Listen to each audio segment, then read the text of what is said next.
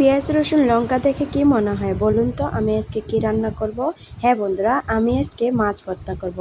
তো মাছ ভর্তা করার জন্য প্রথমে আমি মাছগুলোকে ভেজে নিয়েছি। এখন আমি লঙ্কাগুলোকে ভেজে নিব।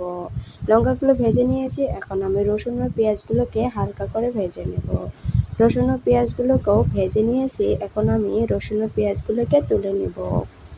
প্রথমে আমি ভেজে রাখা লঙ্কাগুলোকে বেটে নেব। লঙ্কাগুলোকে একটি সাইডে রেখে এখন আমি রসুন ও পেঁয়াজগুলোকে হালকা করে বেটে নেব।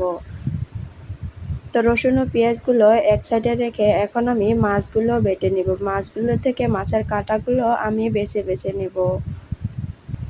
তো বন্ধুরা দেখুন, আমার সবগুলো বেটে নেওয়া কমপ্লিট হয়েছে। এখন আমি হাত দিয়ে এভাবে মেখে নেব। আপনারা যদি আমার মতন করে শিলনোড়ায় মাছ ভর্তা বেটে খেতে চান তো আমার রেসিপিটা অবশ্যই ফলো করবেন। দেখা হবে পরবর্তী ভিডিওতে। ততক্ষণ আপনারা ভালো থাকুন এবং সুস্থ থাকুন।